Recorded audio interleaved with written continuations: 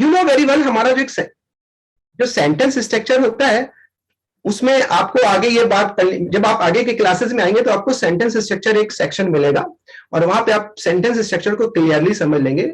फिर भी मैं आपको थोड़ा सा ओरली बता देता हूं। हमारे एक सेंटेंस स्ट्रक्चर में 3 चीजें होती हैं, इन 3 चीजों को आपको समझना है। First subject, second verb and third object. Okay, subject, verb and object. Subject वो होता है जो मेन काम करता है, मतलब हम जिसकी मेन बात कर रहे हैं, ठीक है, वो हमारा क्या होता है, सब्जेक्ट होता है। वर्ब हमारा एक एक्शन होता है। फॉर एग्जाम्पल अगर कोई रवि नाम का लड़का है और वो कुछ काम कर रहा है, वर्क कर रहा है, जैसे वो पढ़ रहा है, तो ये जो पढ़ना रीड हुआ ये वर्ब हो गया। All action verbs are called verb, ठीक है, जितने भी मूवमेंट एक्शंस होते हैं। अभी आप बिल्कुल क्लियर समझ जाएंगे नाउन और वर्ब के बीच में डिफरेंस।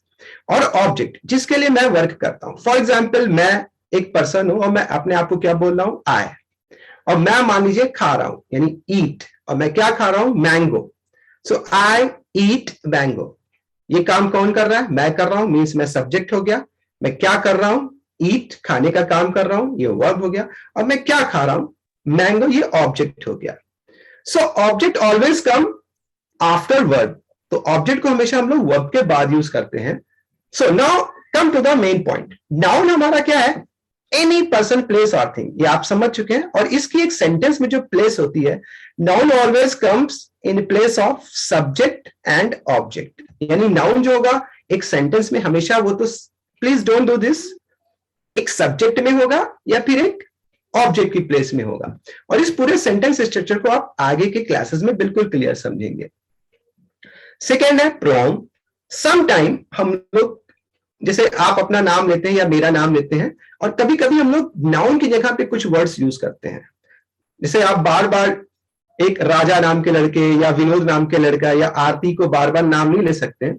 सो उनकी जगह पे हम लोग ही या शी का यूज करते हैं। अपने लिए हम लोग क्या लगाते हैं, आई, और सामने वाले पर्सन के लिए हम लोग क्या लगाते हैं, you. So these are the words which use in place of noun. ये वो वर्ड्स हैं जो एक नाउन की जगह पे यूज होते हैं। सो इनको हम लोग क्या बोलते हैं, प्रोनाउन। सो ऑलरेडी आप लोग नाउन और प्रोनाउन के बारे में जान चुके होंगे वीडियोस में। Now verb, they are action words, ठीक है। अब एक हमारा सब्जेक्ट होता है और वो कोई ना कोई एक्शन करता है, ठीक, कोई काम करेगा। जैसे हम सब लोग हैं, हम लोग अपनी लाइफ में कुछ ना कुछ करते रहते हैं, पढ़ते हैं, खाते हैं, बोलते हैं, जाते हैं। सो ये जितने भी एक्शन वर्ड्स हैं, गो, कम, ईट, यानी जिसमें एक एक्शन हो रहा होता है, वो सब क्या होते हैं, वर्ब्स होते हैं। और इस एक्शन को, इस वर्ब को कोई ना कोई सब्जेक्ट करता है। सो नाउ हमारे सेंटेंस स्ट्रक्चर में जो वर्ब होती है वो एक्शन होती है, उस एक्शन को कोई नाउन करेगा या फिर कोई प्रोनाउन करेगा, ठीक है। यानी कोई नाउन या फिर कोई नाउन इस एक्शन को करता है। So that's why we need to know about part of speech. Part of speech के लिए जानना इसलिए जरूरी होता है क्योंकि ये पूरे सेंटेंस स्ट्रक्चर में ये वर्क करते हैं। सो नाउन एंड प्रोनाउन हमारे या तो सब्जेक्ट में आते हैं या ऑब्जेक्ट में आते हैं, और यही नाउन और प्रोनाउन होते हैं जो एक्शन करते हैं, यानी कि वर्ब एक्शन का काम करते हैं। सपोज दैट, मान लीजिए एक नाउन है, ठीक है, और उसका नाम मान लीजिए विनोद है, और वो फुटबॉल खेल रहा है, ठीक है। तो विनोद हमारा सब्जेक्ट हो गया और ये नाउन भी है, और वो क्या कर रहा है, खेल रहा है, यानी कि प्ले। प्ले हमारी क्या हो गई, वर्ब हो गई, क्योंकि इसमें एक एक्शन हो रहा है, वो खेल रहा है। और वो क्या खेल रहा है, फुटबॉल, वो हमारा ऑब्जेक्ट हो गया। And football also is noun. तो अगर आप गौर करेंगे कि विनोद प्लेज फुटबॉल, तो इसमें हमारा विनोद सब्जेक्ट है, प्लेज वर्ब है, और फुटबॉल ऑब्जेक्ट है। और इसमें हमारा जो नाउन है वो क्या है, विनोद है और फुटबॉल है, जो सब्जेक्ट और ऑब्जेक्ट की प्लेस में आया है। और इन दोनों के बीच में क्या आता है, वर्ब आता है। और प्रोनाउन जो होते हैं वो वर्ड्स होते हैं जो हम लोग कहां यूज करते हैं, नाउन के प्लेस पे यूज कर सकते हैं। तो pronoun are the words which use in place of noun, like I, you, he, she. So ये तीनों चीजें क्लियर है किसी सबको, वीडियोस में अगर आपने देखी होंगी या इनको लेकर कोई डाउट्स अभी मैं क्लियर कर लूंगा। फिलहाल मैं एक एक बार सबके बारे में बता देता हूं सो दैट आपका ये कॉन्सेप्ट बिल्कुल क्लियर हो जाए। So now come to but before मैं एडजेक्टिव के बारे में बताऊंगा, then I will tell you adverb, ठीक है। सो सीक्वेंस वाइज में हम आते हैं एडजेक्टिव्स में। अभी कोई नाउन होता है और उस नाउन को हमें डिस्क्राइब करना पड़ता है। सपोज दैट, मान लीजिए आपका कोई फ्रेंड है, ओके। अब उस फ्रेंड, वो फ्रेंड है, वो तो नाउन हो गया, क्लियर। बट आप उसके बारे में कुछ बताना चाह रही हैं कि जैसे कि वो इंटेलिजेंट है, या वो ऑनेस्ट है, या उसकी कुछ क्वालिटीज के बारे में आप डिस्क्राइब करना चाहती हैं। या जैसे मान लीजिए आपके पास एक मोबाइल है, उस मोबाइल की कुछ क्वालिटीज के बारे में डिस्क्राइब करना चाहती हैं। तो जो एडजेक्टिव्स होते हैं वो वर्ड्स होते हैं जो नाउन और प्रोनाउन की क्वालिटीज को डिस्क्राइब करते हैं। मतलब ये नाउन और प्रोनाउन के बारे में बताते हैं कि ये कैसा है। फॉर एग्जाम्पल, अगर आपके पास एक मोबाइल है और वो ब्लैक कलर का है, तो आप उसको इंग्लिश में ऐसे बोलते हैं, आई हैव ब्लैक मोबाइल। तो इसमें आई जो है वो तो आपका हो गया प्रोनाउन, हैव आपकी क्या हो गई, वर्ब हो गई, और मोबाइल आपका क्या हो गया, नाउन हो गया। बट हमें कैसे पता चल रहा है कि हमारा मोबाइल ब्लैक है? वो किस वर्ड से पता चल रहा है? ब्लैक से पता चला है। So that is, black is adjective. So adjective वो वर्ड्स होंगे जो किसको डिस्क्राइब करेंगे, किसी नाउन के बारे में बताएंगे। जैसे मान लीजिए आपका फ्रेंड है और वो इंटेलिजेंट है, तो आप उसको ऐसे बोलेंगे, my friend is very intelligent. So कोई मुझे बताएगा इसमें एडजेक्टिव क्या है? कोई मुझे बताएगा? इंटेलिजेंट। क्यों? Because intelligence a word describes very intelligent friend. हाँ, क्योंकि वो आपके फ्रेंड को डिस्क्राइब कर रहा है। तो बहुत से ऐसे वर्ड्स होते हैं जो किसी नाउन या प्रोनाउन के बारे में बताते हैं। तो एडजेक्टिव से हमें पता चलता है कि वो हमारा नाउन या प्रोनाउन कैसा है, उसके बारे में पता चलता है। सो एडजेक्टिव किसी नाउन या प्रोनाउन को डिस्क्राइब करेंगे। सो एडजेक्टिव को लेकर अगर आपके अंदर कोई क्यूरी है, कोई डाउट्स है, तो you can ask.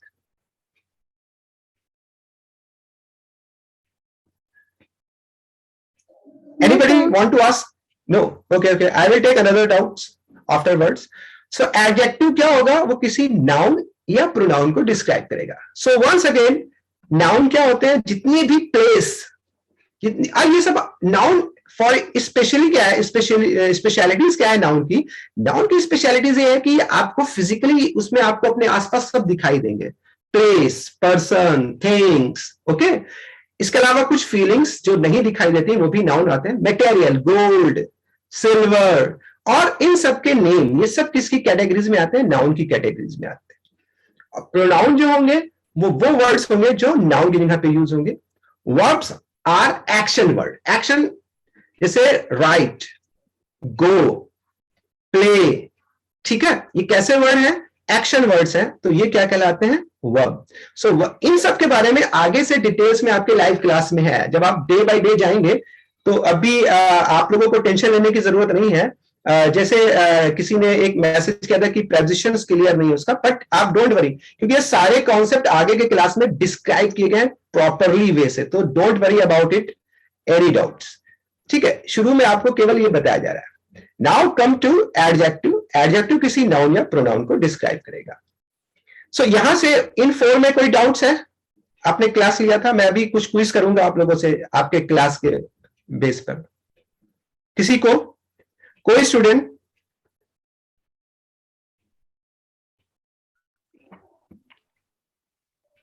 Okay now, या okay, come to adverb.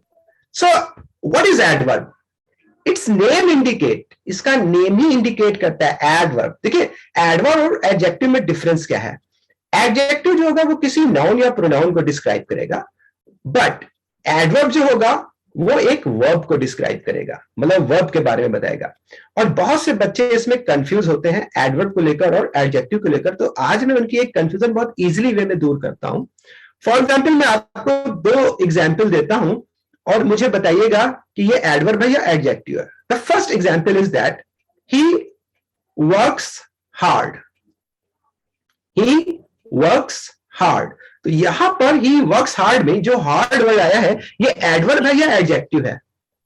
Adverb sir. Adverb sir. Adverb है, बिकॉज ये ही को नहीं डिस्क्राइब कर रहा है कि वो हार्ड है, बल्कि हाँ, या ये उसके वर्क को डिस्क्राइब कर रहा है कि वो कैसा काम करता है, हार्ड वर्क करता है। That's why hard is an adverb, ठीक है। बट अगर मैं ऐसे बोलता हूं कि he is hard worker, hard worker, he is hard working boy.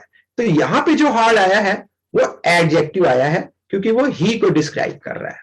एक और एग्जाम्पल से मैं आपको इसको समझाता हूं। For example, she is a beautiful singer. Okay, so now in this case what is beautiful? Beautiful क्या है? एडवर्ब है कि एडजेक्टिव है? एडजेक्टिव। एडजेक्टिव, सिंपल, क्योंकि वो किसको डिस्क्राइब कर रहा है? शी को। कैसे हमें पता चल रहा है वो कैसी सिंगर है? She is beautiful singer. But अगर इसी सेंटेंस को मैं ऐसे मूव कर दूं, शी सैंग ब्यूटीफुली, शी सैंग ब्यूटीफुली, मतलब उसने कैसा गाना गाया? ब्यूटीफुली। तो यहां पे जो ब्यूटीफुली वर्ड है वो क्या है? एडवर्ब। एडवर्ब। एडवर्ब है, बिकॉज ये किसको डिस्क्राइब कर रहा है? ये शी को नहीं डिस्क्राइब कर रहा है, बल्कि उसके गाने को बता रहा है कि कैसा उसने गाया। उसने कैसा गाया? ब्यूटीफुली गाया। तो एडवर्ब और एडजेक्टिव में ये डिफरेंस होता है कि जो एडवर्ब्स होंगे वो किसको डिस्क्राइब कराएंगे? करेंगे वर्ब को, एंड एडजेक्टिव्स जो होंगे वो किसको डिस्क्राइब करेंगे? नाउन और प्रोनाउन को। There is a major difference among them, so in between them, sorry. So adverb और एडजेक्टिव में जो डिफरेंस है वो ये है। सो आई थिंक ये डिफरेंस आपका क्लियर हो गया होगा। कि अगर भी डाउट है तो मैं इसे क्लियर कर सकता हूं। नहीं सर, क्लियर है। क्लियर है? Now come to the next. Now, what is prepositions? Next come है preposition. So prepositions क्या होते हैं? These are very important part of speech. क्योंकि sometime हमें एक सेंटेंस के अंदर एक नाउन का दूसरे नाउन से रिलेट करना होता है, और इसके नाम से ही जाहिर है prepositions, मतलब प्रीपोजिशन, पहले से इसकी एक पोजिशन। इसको एक इजी वे में समझते हैं। फॉर एग्जाम्पल, मैं आपको एक एग्जाम्पल देता हूं और मैं बोलता हूं Ravi is in the room. Ravi is in the room. इस सेंटेंस में हमें किस वर्ड से पता चला है कि रवि रूम में है? इन से। इन। अब अगर आपको प्रीपोजिशन की ताकत और उसकी पावर के बारे में पता करना है तो इनको हटा दीजिए, इनको रिमूव कर दीजिए। अक्सर प्रीपोजिशन के बारे में लोग ये कहते हैं कि ये तो इतने छोटे छोटे से होते हैं, इनका मीनिंग पर क्या असर पड़ता है, बट नो, ये जान लीजिए कि दे आर वेरी इंपॉर्टेंट। अब अगर आप इनको हटाएंगे तो हमारा सेंटेंस क्या बनेगा? Ravi is room. Ravi is the room. हाँ, सिर्फ एक इन हटाने से पूरे सेंटेंस में चेंज आ गया कि नहीं आ गया? Now see the position of various preposition. अब मैं आपको एक एग्जाम्पल के थ्रू अलग अलग प्रीपोजिशन की पोजीशन दिखाता हूं और आपको बिल्कुल क्लियर समझ में आ जाएगा कि what is prepositions. Now first, Ravi is in the room. In हटाइए, ऑन लगा दीजिए। Ravi is on the room. Now the position is change. अब क्या है? रवि रूम के ऊपर है। Ravi is on the room, ठीक है ना? अब मान लीजिए हम ऑन हटा देते हैं, अंडर लगा देते हैं, तो Ravi is under the room, room के नीचे है। अंडर हटा देते हैं, बिहाइंड लगा देते हैं। Now Ravi is behind the room, room के पीछे चला गया। बिहाइंड हटा देते हैं, इन फ्रंट ऑफ लगा देते हैं, तो Ravi is in front of the room. मतलब so see the magic of prepositions. आपने प्रीपोजिशन का मैजिक देखा? जो ये छोटा सा प्रीपोजिशन होता है वो अगर एक भी हम हटा दें और एक भी अगर हम गलत लगा देते हैं तो पूरे सेंटेंस की मीनिंग को क्या करेगा? चेंज करेगा। यहां पर आप इसके नाम से ही सोच लीजिए प्रीपोजिशन। मतलब जैसे जैसे मैं प्रीपोजिशन को चेंज कर रहा हूं, रवि की पोजीशन चेंज होती चली जा रही है। हो रही है कि नहीं हो रही है? So that's why we need prepositions in a sentence in proper way. इसीलिए हमें एक सेंटेंस के अंदर एक प्रीपोजिशन को प्रॉपर वे में लगाने की जरूरत होती है। सो इन केस अगर हम प्रीपोजिशन गलत लगाएंगे तो हमारे सेंटेंस में एक नाउन से दूसरे नाउन की पोजीशन या एक नाउन से दूसरे नाउन के बीच जो रिलेशन है वो डिस्टर्ब हो जाएगा। Clear? Yes, sir. Yes, sir. Yes, sir. Okay. So now we have cleared noun, pronoun, verb, adverb, adjective and now preposition. अब ये सब तो आपके ऑलरेडी पहले से आपने देखे होंगे. So now conjunction. What is conjunction? जैसे प्रेपोजिशन होता है, एक सेंटेंस से एक सेंटेंस के अंदर दो नाउन को या प्रोनाउन को आपस में रिलेट करता है, वैसे ही सम टाइम कभी कभी हमें दो सेंटेंस को आपस में जोड़ना होता है। अच्छा, एक बात बताइए, आपको अगर मैं दो कॉपीज दूं और मैं कहूं कि आप इन दो कॉपी को एक कॉपी में कन्वर्ट कर दीजिए, तो आप कैसे करेंगे? आप उसमें कुछ ना कुछ तो यूज करेंगे ना, कि उसको ऐसे ही रख देंगे, एक ही में मिला देंगे? गम यूज करेंगे। गम यूज करेंगे, कोई स्टेपलर यूज कर लेगा, कोई उसको सिल लेगा, नहीं समझ? Various type of method you will apply to join these two copies in one. आप अलग अलग तरह के मेथड्स को क्या करोगे, अप्लाई करोगे ज्वाइन करने के लिए, बट कुछ ना कुछ तो ऐसा होगा जो जिससे आप उन दो कॉपीज को आपस में क्या करोगे, ज्वाइन करोगे। Okay, right? सो इसी तरह से कभी कभी हमें दो सेंटेंसेस को कन्वर्ट करके एक सेंटेंस में बोलना होता है। फॉर एग्जाम्पल, अगर मैं ऐसे बोलूं, she is intelligent, she is beautiful, she is intelligent, she is beautiful. अब ये तो सेपरेट सेंटेंस है, और अगर हमें एक सेंटेंस में बोलना है तो इनको बोलने के लिए हमें कोई ना कोई, इनको एक करने के लिए हमें एक कंजक्शन की जरूरत पड़ेगी जो उन सेंटेंस को आपस में क्या करेगा, ज्वाइन करेगा। Very good. And she is intelligent and beautiful. या सो हमने क्या यूज किया, एंड यूज किया, और उस सेंटेंस को एक कन्वर्ट कर दिया। इस तरह से बहुत से ऐसे कंजक्शंस होते हैं, एंड होता है, बट होता है, सो होता है, जिनके बारे में आप आगे के क्लासेस में पढ़ेंगे। सो ये हमारे कंजक्शंस होते हैं जो हमारे दो सेंटेंस को आपस में जोड़ते हैं। सो कंजक्शंस क्या होते हैं, समझ गए? Yes, sir. Yes, sir. So noun, pronoun, verb action words होते हैं, एडवर्ब जो वर्ब को डिस्क्राइब करेगा, एडजेक्टिव जो नाउन को डिस्क्राइब करेगा, प्रेपोजिशंस ये क्या करेगा, एक नाउन से दूसरे नाउन में रिलेट करेगा और इसकी पोजीशन बताएगा। एंड कंजक्शन दो सेंटेंस को आपस में ज्वाइन करने के लिए यूज किए जाते हैं और एक सेंटेंस में उसे कन्वर्ट किया जाता है। Now come to interjection. अब ये इंटरजेक्शन क्या होते हैं? They are feelings, sudden feelings. कभी कभी, अच्छा, ये इंटरजेक्शन जो होते हैं ना, ये प्री प्लान नहीं होते हैं, ठीक है?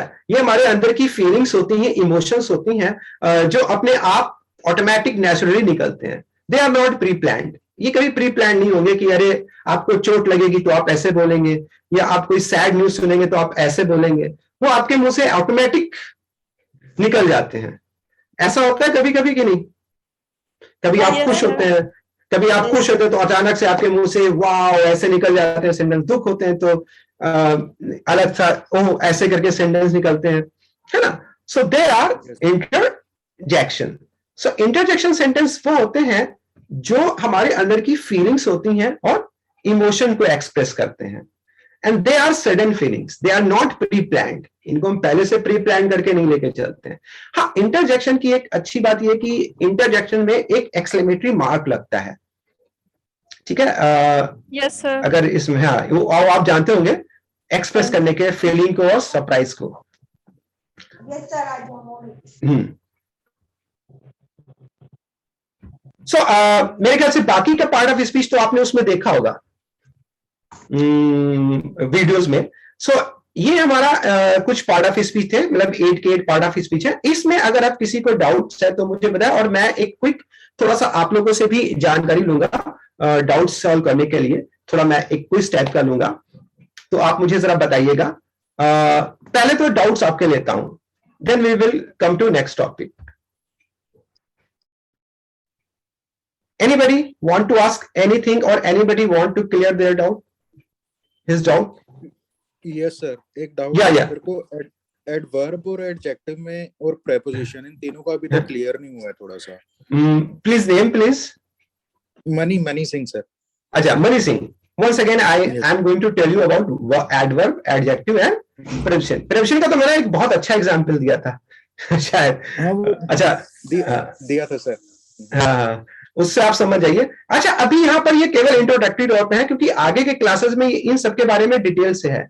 सो डोंट वरी अबाउट इट, फिर भी मैं आपको बता देता हूं। Now adverb. एडवर्ब जो होंगे वो किसी वर्ब को डिस्क्राइब करेंगे, ठीक है? जैसे कि एग्जाम्पल के तौर पे आप ये बोल, अगर आप कोई चीज, जैसे आप बोलते हैं कि I went quickly, okay, I went quickly, तो यहां पे जो क्विकली है वो किसको डिस्क्राइब कर रहा है? आप क्विक है या आपके जाने को डिस्क्राइब कर रहा है? जाने को डिस्क्राइब कर रहा है सर। यानी कि वेंट को, यानी कि गो को, यानी कि वर्ब को डिस्क्राइब कर रहा है। That's why Yes, sir. Quickly हमारा एडवर्ब है। और एडवर्ब जो होते हैं उसमें अक्सर ज्यादातर में एलवाई लगा होता है, क्विकली, ब्यूटीफुली, बट सब में ऐसा Yes, नहीं sir. होता है। और एडजेक्टिव जो होगा वो किसी नाउन को डिस्क्राइब करेगा। जैसे आप बोलेंगे आई एम वेरी क्विक, अब ये Okay. जो क्विक है वो किसको डिस्क्राइब कर रहा है? मुझे डिस्क्राइब कर रहा है। सो Noun दैट्स को। Why quick is an adjective. Okay. Clear? Adjective जो होगा वो नाउन को डिस्क्राइब करेगा और एडवर्ब जो है वो वर्ब को डिस्क्राइब करेगा। वर्ब को डिस्क्राइब करेगा। हाँ, Yes, sir. और प्रेपोजिशन जो होते हैं वो एक सेंटेंस के अंदर एक नाउन का दूसरे नाउन के बीच में एक रिलेशन बनाते हैं, पोजीशन बनाते हैं। जैसे मैंने भी आपको एग्जांपल दिया था, ये इन, ऑन, टू, ऑफ, बहुत से होते हैं, अबव, अंडर, ये सब क्या है? प्रेपोजिशंस हैं। इसको Okay. एग्जांपल से मैंने आपको समझा था कि Ravi is in the room. Yes, sir. तो यहाँ पे हमें कैसे पता चला है कि रवि रूम में है? In. इन से। तो इन इज ए प्रेपोजिशन जो रवि की पोजीशन को बता रहा है। बट अगर हम इन Yes. को हटा के ऑन कर देंगे तो रवि की पोजीशन चेंज हो जाएगी। Yes. अब वो क्या हो जाएगी? Ravi is on the Room. Room. On हटा के अंडर कर देंगे तो Ravi is under the room, मतलब Room. रूम के नीचे है। ठीक है, तो ऐसे कर करके ये जो प्रेपोजिशन जब यूज होते हैं तो ये एक नाउन को और एक प्रोनाउन की पोजीशन को चेंज करते रहते हैं, और एक ही सेंटेंस के अंदर एक नाउन से दूसरे नाउन को रिलेट करने के लिए इनको यूज किया जाता है। सो इनका एक Okay. प्रॉपर यूज होना बहुत जरूरी है। आप समझ गए होंगे कि प्रेपोजिशन का सही यूज क्यों जरूरी है। Yes, sir.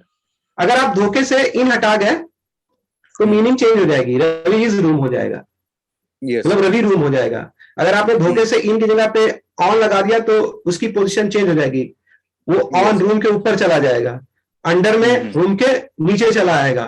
ठीक है ना? सो ऐसे ये प्रेपोजिशन होते हैं, तो इनको इसलिए यूज किया जाता है। आई थिंक मेरे ख्याल से ये चीज अब क्लियर हो गई होगी आपको। Yes, sir. Clear. Okay. Now, anybody else who want to clear their doubts? His doubt? No, sir. किसी को भी आज के डे के बारे में किसी को भी पार्ट ऑफ स्पीच क्लियर हो गई, क्यों जरूरी है? Yes, sir. Yes, sir. So now I am asking 2 or 3 questions about part of speech. मैं आपने क्विज किया है आप लोगों ने उसमें? Yes, sir. हाँ, सो क्विज जरूर करिए।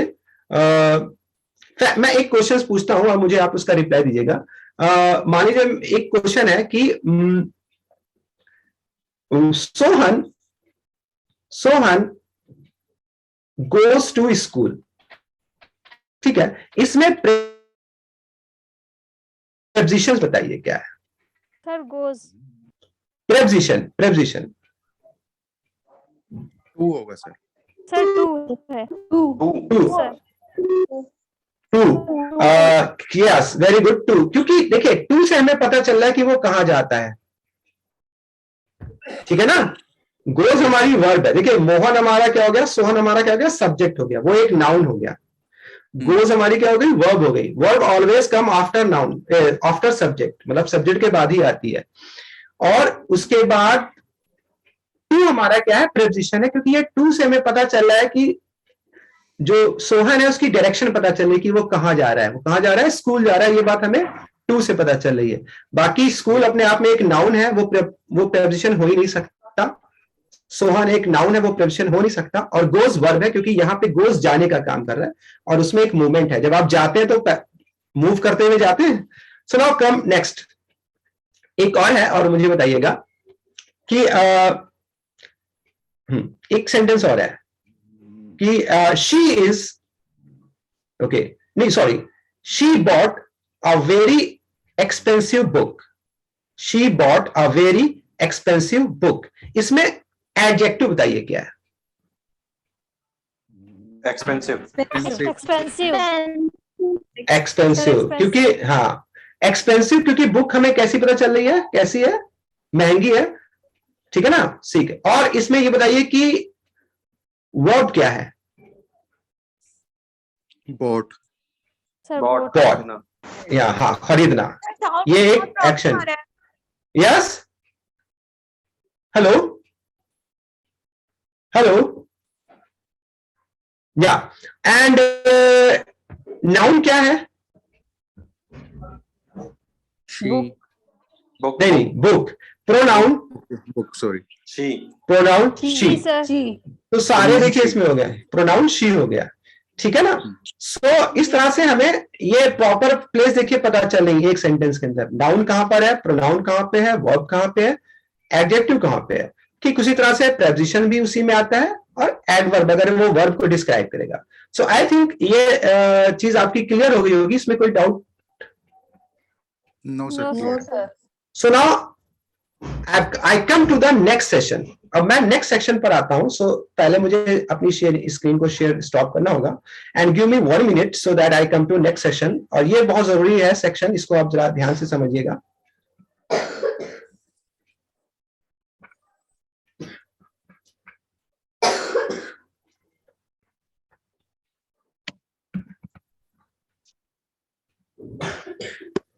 No, sir. Yeah, but give me 1 minute, only 1 minute.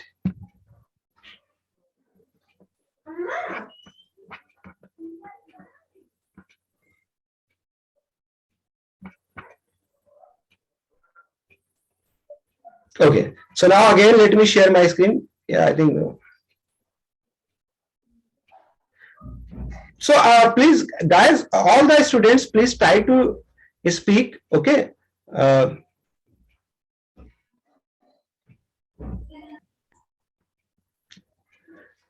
So now section 2 vocab. जैसे कि मैंने कल बताया था कि I have already told you that I will give you some vocab and you can use these vocab in your daily life. In your ये vocab ऐसी होंगी जो आप अपनी डेली लाइफ में कॉमन कॉन्वर्जेशन में आज के आज ही यूज कर सकते हैं. इनके लिए कोई खास ग्रामेटिकल टेक्निक की जरूरत नहीं है, बहुत ही सिंपल है और ये आप रोज बोलते हैं. और इसका हालांकि पीडीएफ आपको मिल जाएगा, बट अगर आप इसका स्क्रीनशॉट लेना चाहें स्क्रीनशॉट ले सकते हैं, नोट करना चाहें नोट कर सकते हैं. So now our first vocab, use of had better. Had better को हम कहां पर कैसे और कब यूज करेंगे? हैड बेटर का मतलब है, जैसे समझ लीजिए आप किसी को सजेशन दे रहे हैं. जैसे मान लीजिए आपके सामने एक पर्सन है और वो बीमार लग रहा है और आप उसको कहें कि अरे तुम्हारे लिए तो अच्छा रहेगा या तुम्हारे लिए तो बेहतर रहेगा कि तुम डॉक्टर से कंसल्ट करो. ठीक है. या मान लीजिए एक पर्सन है या आपका कोई फ्रेंड है, आप उसको एक सजेशन दे रही हैं, अरे तुम्हारे लिए साइंस बेहतर रहेगा या अच्छा रहेगा कि तुम साइंस स्ट्रीम लो. या मान लीजिए आपका कोई फ्रेंड है, आप उसको सजेशन दें बेहतर रहेगा या अच्छा रहेगा कि तुम जॉब करो. सो जहां पर अच्छा रहेगा या बेहतर रहेगा ऐसे करके जब हम बोलते हैं तो हम लोग हैड बेटर का यूज करते हैं.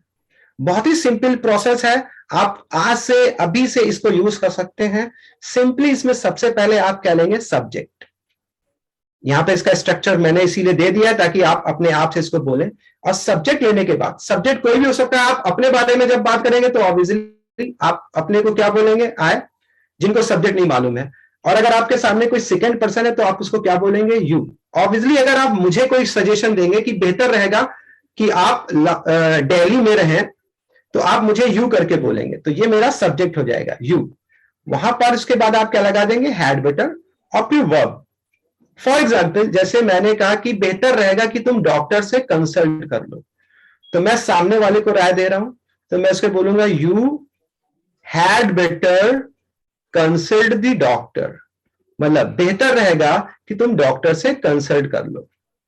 मान लो मैं किसी को राय दे रहा हूं कि बेहतर रहेगा कि तुम दिल्ली में रहो, मतलब अभी यहां ना हो, तो अब वो कोई थर्ड पर्सन है तो आप उसको ऐसे बोलेंगे, शी हैड बेटर. मतलब कोई थर्ड पर्सन है उसकी बात करेंगे, अरे उसके लिए तो बेहतर है या उसके लिए तो अच्छा है, शी हैड बेटर स्टे इन दिल्ली, कि वो दिल्ली में रहे. सो ऐसे करके आप कोई भी सेंटेंस बोल सकते हैं. जैसे you had better choose science stream, you had better do any job, you had better do any business, you had better stay in village. ऐसे करके आप किसी भी तरह के सेंटेंस को इजीली बोल सकते हैं. बेहतर रहेगा कि तुम यहां बैठो, you had better sit here, ऐसे भी बोल सकते हैं. सो इसमें कोई कंफ्यूजन है?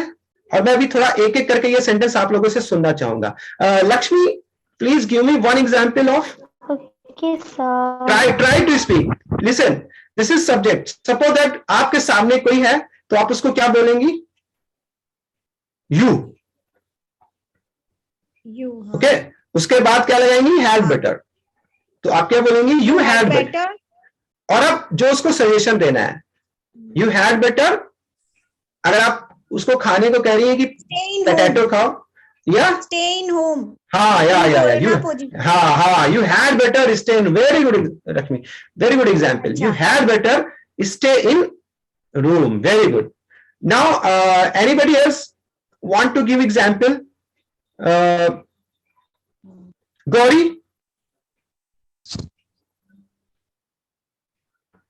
Gauri, this is one word. किसी को भी सब्जेक्ट ले लीजिए, आपके सामने हो तो यू कह दीजिए, कोई थर्ड पर्सन आपकी फ्रेंड्स हो तो उसको आप ही या शी बोल दीजिए, डोंट वरी अबाउट इट। आप नेम भी ले सकते हैं। Okay Palak Singh, Yes, sir. या you want to give an one example?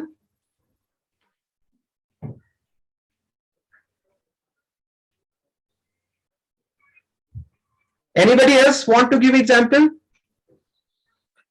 Yes, sir. You Yeah, had better join the class. या very good very good, very बेहतर रहेगा कि तुम क्लास को क्या करो, ज्वाइन करो। दैट्स, देखिए ये ऐसे सेंटेंसेस हैं, ऐसे वोकैब जिनको आप अभी से यूज कर सकते हैं। No need to know extra grammatical knowledge, इसके लिए कोई ग्रामेटिकल नॉलेज की जरूरत नहीं है, बेसिक से है, इनको आप डेली कॉन्वर्जेशन में यूज करेंगे। सो मैं ऐसी ही वोकैब दूंगा जो आप डेली कॉन्वर्जेशन में आज से अभी से यूज करेंगे, ठीक है? Anybody else want to give Yes, example? sir. या Yes, sir. Yes, sir. या yes, You had to better read the book. Very good very good very good very good very good, Thank you, sir. Welcome. सो इस तरह से आप had better का use कर सकते हैं। I think had better clear हो गया सबको? Yes, sir. Sir Yes, sir. या do you have any doubt? हाँ ओके। सर हैड बेटर का मतलब ये क्वेश्चन है मेरा टेंसेस के ऊपर कि ये प्रेजेंट को नहीं एक्चुअली में these are not tense type of sentence, ये वो चीज नहीं है जो आप Okay. समझ रहे हैं। ये हम लोग Yes, sir. ये एक जो होती है अलग से यूजेस होते हैं जो हम लोग डेली कॉन्वर्जेशन में यूज करते हैं। Okay, स्टिल आप इसको सर्च कर दे सकते हैं। So don't worry about it. Tense वेंस को लेकर आप बिल्कुल भी टेंशन ना लीजिए, इनको हम लोग Okay. प्रेजेंटली डेली कॉन्वर्जेशन में इस कंडीशन में इसको यूज करते हैं, ठीक है? Okay, sir. इनको टू वर्ब फ्रेजल बोला जाता है। वर्ब फ्रेजल ये फ्रेज होते हैं, ठीक है? Okay, sir. हाँ they are not come in categories of tenses, ये फ्रेज होते मतलब हैं। मैंने हाँ। सोचा जैसे हैज हैव और हैड को हाँ नहीं उस तरह का नहीं है, उस तरह का नहीं है। They are phrases, word phrases होते हैं। जी तो आप इनको विदाउट एनी डाउट यूज कर सकते हैं इस सिचुएशन में जो मैंने आपको बताई है। Okay yes sir okay so अगर ये क्लियर हो गई है तो मैं नेक्स्ट उस पे आऊं। The next Yes, vocab, sir. Two vocab, मैं 2 वोकैब्स पर डे दूंगा और आप उनको आज से अभी से यूज करना शुरू कर वी के देंगे। साथ हाँ। हैड बेटर लगेगा क्या? सब में all the I have described subject and had better। अगर कुछ ऐसा होता तो मैं यहाँ पे डिस्क्राइब कर देता। आप सब सब्जेक्ट के साथ had better लगाएंगे, कोई भी सब्जेक्ट हो।